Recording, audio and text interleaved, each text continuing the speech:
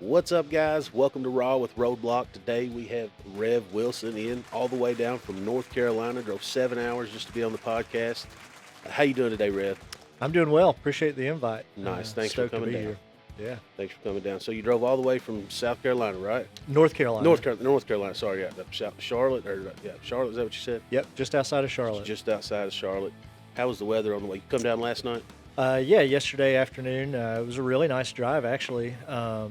Normal route would take me 40 west and then up, but since the Hurricane Helene stuff, 40 is kind of out of commission, so got to travel some nice back roads up through Hot Springs over into Tennessee, and weather was great. So beautiful drive. Would have loved to have been on the bike. Would have been nice on the bike. Was greeted with some snowfall here. So yeah. So did that just started happening this morning, right? Yeah. Yeah. So that wasn't too bad. Yeah. So you have your own YouTube channel and some other social medias and stuff. What do you do on there? Yeah. So relatively new to the social media, Like us. YouTube creation, but just we talk about our passion for motorcycles. So we capture all of our fun trips, rallies, rides. I do a lot of parts and accessory reviews and things. So motorcycles have always been a part of my life, and so just an opportunity to be creative, to share that, and really kind of rally people with similar interests together. And we talk a little bit about faith on there as well. So faith and motorcycles. And So what? How can we find what is your link? Rue will put that right in here somewhere for you guys. yeah, Rev Moto NC. So Rev_Moto_NC. Okay. And I believe it's the same across all social media and YouTube, so Instagram and TikTok as well. YouTubes and TikTok and all Yeah, that stuff. yeah, all the stuffs. So you say you do reviews and stuff. I think you was doing a review on some Legend shocks last time. Is that something you put on your personal bike? Yeah, so I had a Softail Street Bob for a number of years. I ran the Legend suspension on it. Loved it. Of course, it was just the monoshock setup, but was really impressed with the difference it made in the ride, the handling. And so last year I bought a new Road King Special, which is my favorite bike that I've ever owned, and did a lot of research about the suspension that I put on it.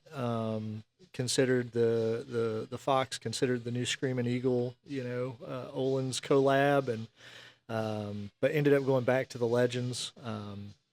And had a little mishap when we got back from Daytona Biketoberfest. What happened there? So I went to adjust the suspension back to my solo setup. My wife had gone with us, and so had it set up for 2-up riding, and one of the shocks had seized up, and so I was really disappointed. I was super frustrated, but Legends, man, their customer service was phenomenal. Got right back with you. Yeah, got right back on it. So you got that Road King. What all have you got done to it? What kind of modifications? How long have you had it now? A little over about a year and a half. So just long enough to get in deep. Yeah, it was so wild because I did not want a black motorcycle. Did not want vivid black. I was looking for a Road King for 5 or 6 months, and I was just adamant I didn't want a vivid black. And then overnight, like the flip of a switch, I was like, you know what? A black bike could be really cool if it was accessorized properly. Right. And so I found a vivid black bike, bought it. It was bone stock, and then we just went to town. What was your first modification? Bars and exhaust. Right off the bat, yeah. Right out of the gate, before we even left the dealership. What kind of bars did you throw on there? So I did the fat bagger bars, Okay. 14-inch fat baggers. Really enjoyed, that little extra height. Was kind of between a 14 and a 16, but ended up going with the 14s, and love it. So, but we did a whole bunch of Arlen Ness anodized orange, Black and orange, classic Harley. floorboards, mirrors. One of the things we enjoy are the small details. So things like shift linkages and things. We had some custom parts made, and so everything's kind of decked out black and orange. It's all the little stuff. Like a lot of times when you look at a motorcycle, you automatically notice the bars and the exhaust and all that other stuff. But like it's all about the tiny details, like you said, like the shift linkages, the bolt covers and all the Yes. little stuff that people really don't take time to recognize and stuff. Yeah, I've got some great friends over at Rick Rack. They're actually based out of Concord, which is near where I live, and they sent off even like the brake caliper screens, a bunch of small parts, and had those anodized orange for me. And yeah, I love it. Everybody keeps asking when I'm gonna sell it and get a road glide. But man, I think for me, it's in my stage of life currently, it's the perfect motorcycle. So Man, I love the road glides. I'm a big guy myself. That dash is out there plenty far enough out. yeah, It's nothing like the road glide. Essentially the same thing you've got, just a fairing on the front. sure. So you throw you a windshield on there and you'll get some wind blockage. That's right. And I wear a full face helmet, have my cardo and stuff in there, so I don't miss the electronics so much. I do think the road glides are wonderful bikes. Ridden a couple, especially the new, starting in 24s, they're next level. So Yeah. So you've got some modifications and stuff done. You got any big plans for 2025? You got any trips planned or anything like that? yeah, we're still trying to nail that down. Actually, I travel a lot with my father-in-law, and a good friend of mine, old school. We do a lot of traveling together, and so we're still trying to kind of pan out our 2025 plans. But we have historically always done both Daytonas. But personally, I kind of like the fall a little bit more. I like Biketoberfest. The weather's a little more It's a little consistent. nicer. It's not as busy, Yeah. so I think we'll do that again. I would love to do a Sturgis redo. I went to Sturgis 2 years ago, and man, it was just one catastrophe right after the other. So I feel like we deserve a redo of Sturgis. So I couldn't imagine going to Sturgis. A lot of people say like it's nice to go and experience like the hustle and bustle of the Sturgis rally, but they said if you really want to get out there and see some sights and stuff, that you want to go outside of the normal Sturgis, viewing areas and stuff. yeah. Go early spring or something like that. Yeah, I think that would be a solid plan. And the thing about Sturgis is so different than other rallies that I've experienced is it's just so spread out. Like it's very sprawling. But I had a couple of mechanical issues the last time we were out there, so I spent more time in a Harley dealership than I did. So what kind of mechanical issues did you have? Yeah, had a flat tire Okay. in the middle of the You know, first day of riding. that's not so uncommon. That kind of happens. Bad luck on that. Anything else that was any more major? Man, I'm embarrassed to admit this, Roadbloc, but so we were in Sundance, Wyoming when I had the flat tire. So I sat at a gas station for 3 hours Oh no. waiting for somebody to come back and get me, which turned out to be a great experience, getting to meet some folks and talk to some new people. But got the bike over to the Harley dealership, got it fixed up, got back to the house where we were staying, opened the trailer door to get it out, and the dang bike had fallen over in the trailer. No. So warped a front rotor. So the next day I got up and back to the dealership we went. So yeah. Well, so after Sturgis, any other plans? Any other? You said you wanted to try to go do Sturgis again. Anything else for 2025? Any new modifications or anything big? Any big changes? Yeah, so trip wise, we're considering a couple things. My father-in-law and I did the Natchez Trace ride last year, which was absolutely phenomenal. Highly recommend Natchez Trace. We rode down through Birmingham, Alabama, and started in Natchez, Mississippi, and rode up to Nashville. Phenomenal ride. Um, I think we're contemplating maybe doing Panama City Rally Okay. this year. When was that? So that one's coming up in May, I believe it Okay. is. So we're contemplating that, and then also talking about we like to plan trips that aren't rally centric.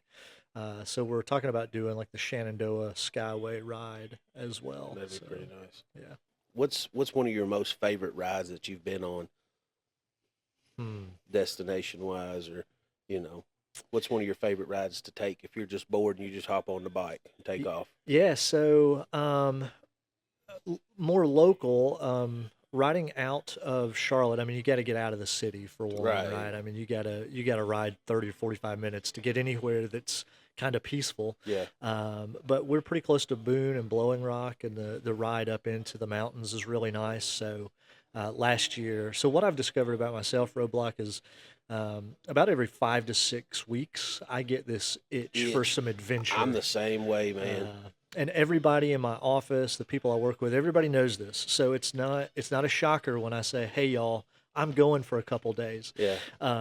But I woke up one morning. I told my wife, I was like, I need to just get on my bike and ride. And she's so cool I'm about the all same that. way. So I left our house, rode up to Blowing Rock, hit the Blue Ridge Parkway, and rode all the way over into western North Carolina.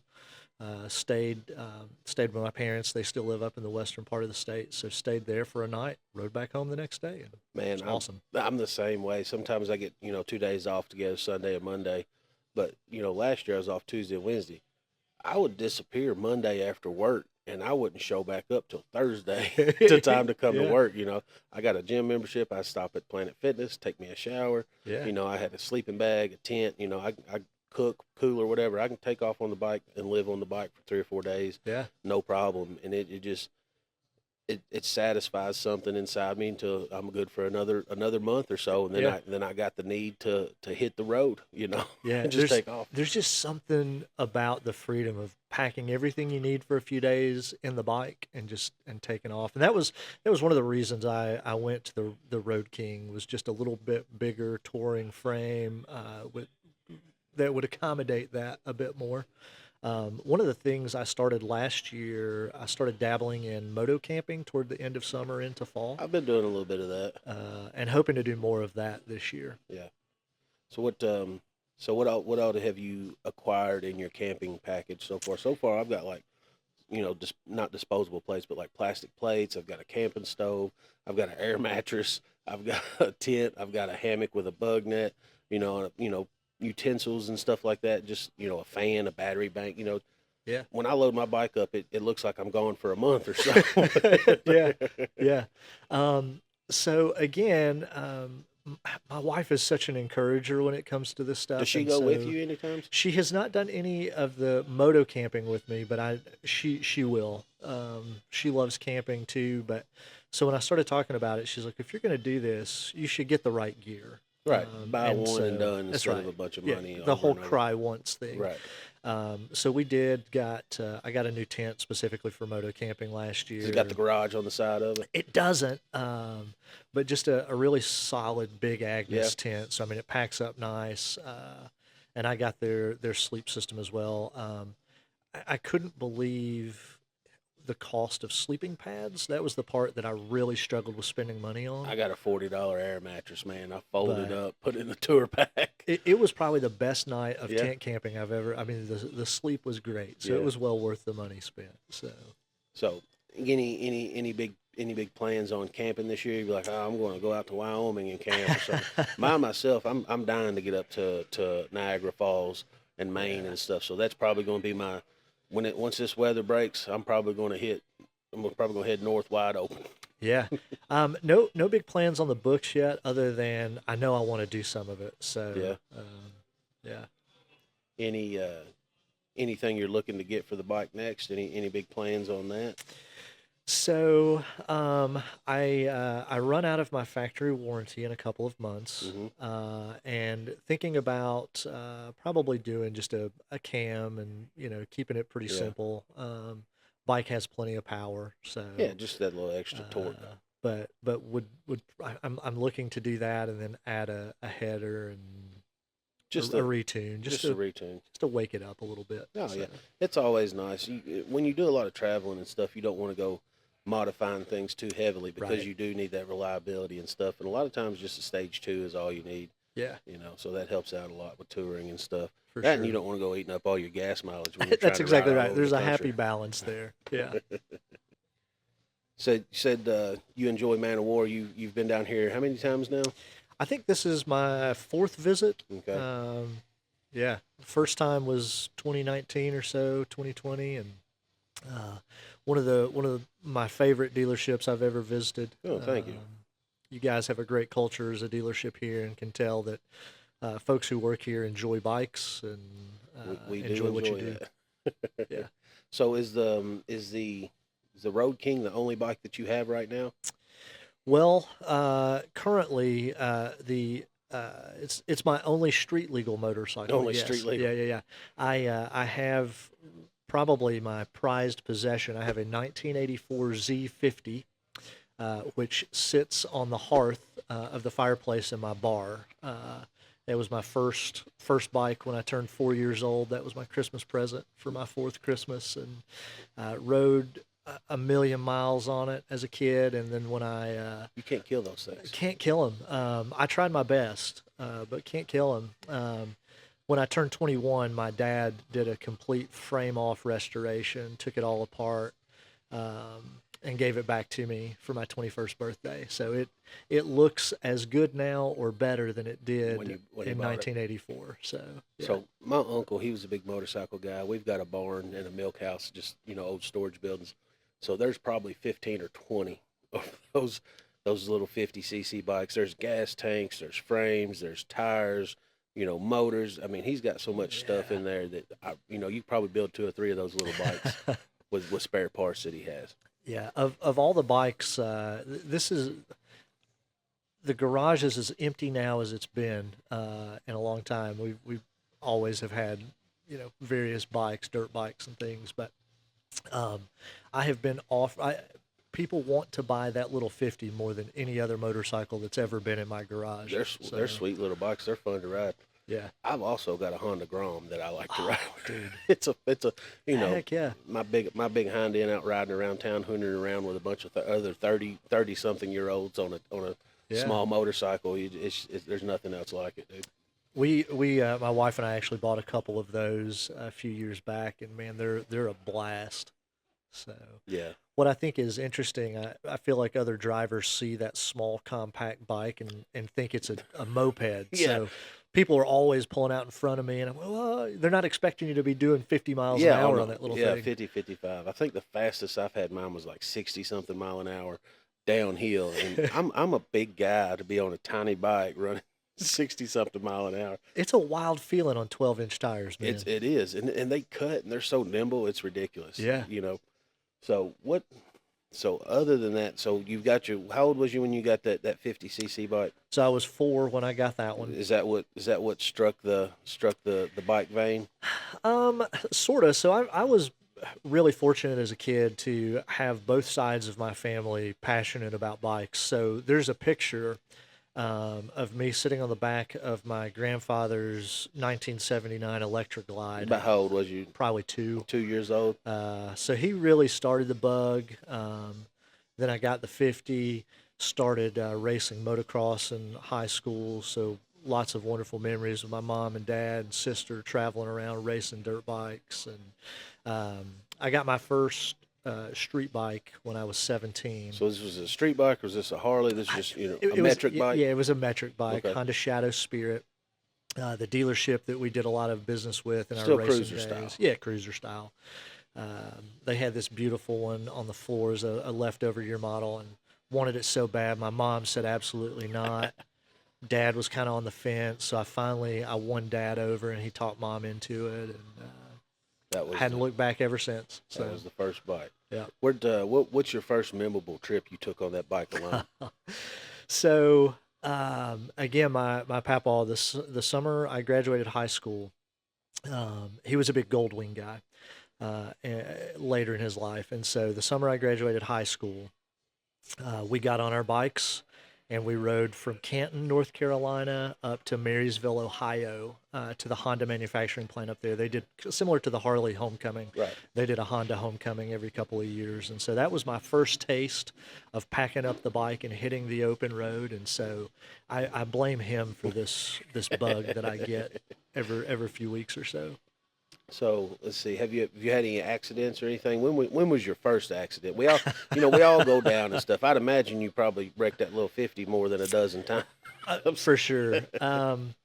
So 3 months to the day after I got the little Honda Shadow, I had ridden it over to my after-school job. Just long enough to get comfortable. Just on long it. enough to get comfortable, and I was so cautious and was headed home from Asheville and it was after dark. I said, man, I'm gonna roll into this thing, see what Yeah. she's got. How many cc's was this thing again? 750. 750. Yeah. Okay. So rolled into it. Car pulled out of a parking lot with no headlights on, so I wasn't Oh even man. anticipating it. And man, I went for the ride of a lifetime. And remember how I told you my mom was not crazy about this idea? Oh, and that just drove the nail in the coffin. She was not sympathetic with helping me I clean my told you. road I rash. told Oh you. yeah, I Scrubbing on it remember. real hard. Oh man, I remember just being in so much pain that night as she was cleaning up my back and hit my elbow on one of the reflectors in the middle of the road, so it tore a big hole in my elbow. So no broken bones or anything. You just Yeah. scuffed up, My scratched pride up. was Pride really hurt. What about the bike? Bike had a smashed in gas tank, but we fixed that up, and I rode that bike well into my college years. So Okay. yeah. When did you finally end up getting rid of that and decide you were ready for something else? So right after I graduated from undergrad, I got the sport bike bug, and so I got rid of the Need for Speed. Spirit, the Shadow, and then I bought a CBR 600RR and rode that for, I don't know, man, maybe a year, and that's not my style. Right, bent So, over, your elbows hurting all the time. Yeah. Even though you are a smaller guy, it's and not very the comfortable. guys that I rode with, like, they just wanted to ride 120 everywhere we went. That's just not my style. So um, got rid of that and bought a cruiser, and I've had cruisers ever since. That's about the story with me. My first motorcycle was a KX 250. Oh, I was yeah. like 12 years old. I can't tell you how many. I've always been a big kid, so I needed a big motorcycle. So I got a KX two-stroke KX 250. I remember the first day we brought that thing home. We brought it up, loaded it out of the back of the truck, set it down. I fired it up. We had a swimming pool in the backyard, above ground, had a little deck and stuff on it. The deck was 2 or 3 foot. Had some steps. I fired that thing up. I'd rode four wheelers and other smaller stuff. I ain't never had no 250 KX two-stroke dirt bike before. I fired that thing up, whang! It up on the back tire, up on top of the swimming pool deck, and it almost went into the swimming pool. I hopped up off of that thing. Oh man, yeah, That was a good time. yeah. That was a good time. You're thinking about starting a podcast yourself. You said you bought some equipment and stuff like that. We'll have to Yeah. get down, and I'll have to come down that way, make a little ride out. Maybe we can get on that. Yeah, that'd be awesome. We're relatively new to all the YouTube content creating stuff, but for me, just an outlet for letting some creativity run wild that I don't get to use regularly in my line of work. So um, we're looking to start something similar to this, just having some folks come in and tell stories. For me, stories are so huge, right? And particularly folks who are interested in the motorcycle world, we all have a story. That desire started from being passed down from family members like myself, or maybe for other people, just a life event that said, "Hey, I'm going to do something different, do something for myself." And I love hearing those stories. So I kind of want to create something where we can just sit and talk about bikes and um, see where it goes. So Yeah, that sounds like a lot of fun. Something else I wanted to try was like I do go on a lot of rides. If I'm not here at work or at home, I'm on my motorcycle out somewhere. I'd like to start maybe doing interviews on the road. So like if I'm Yeah. out, like if I go to the Dragon or something, and I'm just sitting around, I'll pique somebody's interest. We start talking. Maybe pop up the phone, throw the microphones on, and just do a short interview talking about where they came from, how long they've been riding motorcycles and stuff like that, and just kind of do like a on the road interview and stuff. I thought that would be pretty cool. yeah, I think that'd be awesome. That's a great idea. I think, you know, just the willingness for folks who are in this world to share their stories, their experiences. I love it. And one of the things I love most about just getting on the bike and riding, finding a little biker bar or something to pop off in. I mean, just getting to meet new and different people, and we all have stories, so love Yeah. getting to hear those. Yeah, and then most of the times bikers have a bad name or a bad stigma, but most of us, you can walk right up to us, talk to them, we'll tell you, we'll talk your head off, talk about anything, happy to tell you stories and stuff like that. So 100%. if you are out and you do see somebody on a motorcycle, maybe they're having a bad day and they're out trying to ride and turn it into a good day. Say That's hey right. to them. That's right. Yeah, I've yet to meet someone who lives up to that stigma that we often get. Now, I'm sure they're out there. Like, don't get me wrong, Right. but yeah, I've yet to meet somebody who was just Yeah. In most cases, when I take off, people are happy to say hi, happy to talk. They have questions. They want to know where you come from, what kind of motorcycle you've got and stuff. yeah, So it is nice to be able to get out and talk to those people. yeah. Love it when kids see a bike in the parking lot, right? Want to come up and see it, Oh, yeah, you got to give it a sit little on rev it. for them. Yeah, Yeah, yeah, yeah. That's nice. I love that. Yeah, that's super nice. So let's see, you're headed back this afternoon? Probably gonna stick around tonight. Yeah. Head back tomorrow. Gonna Yeah. enjoy the snow. Been looking for some snow in North Carolina that hadn't happened. So how is the weather up there? Do you get to ride year round up there? Yeah, I mean, generally, January gets a little cold, but I purchased this year some heated gear, Oh man, it's which is a game changer. I've got Yeah. that, the gloves, the pants, the jacket. I don't have too big a problem with my feet getting cold. Yeah. I do have all the other heated gear. I found myself riding in, my butt getting hot sometimes. Oh yeah, man. I've only had it a month or so, but the couple of rides I've used it on have been incredible. It's crazy how warm it gets when it's so cold outside. So Right. And then you guys, you don't get a lot of snow down there. If it does, it sprinkles. It doesn't, there's really no accumulation. it's So, more ice than anything. right. So it Yeah. does get cold up there. So there are sometimes. Yeah. What do you drive? 3 or 4 hours south or something, and you're good. Yeah, I mean, you can always go down toward like Savannah, Florida area, and find good weather Yeah. most year round. So yeah, but I grew up in the western part of North Carolina, and so I'm accustomed to snow. Uh, we would get 3 or 4 good snows a year. Right. Kind of what we're experiencing here in Lexington today. Yeah, it's just a really wet snow out there. Yeah. It's packed. I bet it'd make a good snowman. Yeah, for sure it would. Yeah. But yeah, we don't quite get that in Charlotte, so just it's more pesky cold than winter. It's not too bad.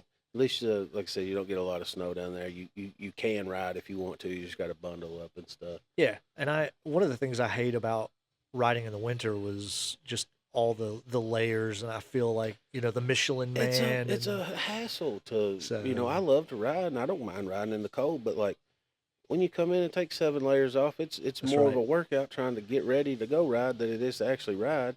And Yeah. then you just got to put up with all that, man. Yeah. That's the poopy part of it. That's right. That was the cool thing about the heated gear is just not having to layer up so much. Yeah, right? you gotta- put that on, throw yeah. a t-shirt and a jacket on, and you're good to go. So Yeah, that's nice stuff. yeah, Uh, super.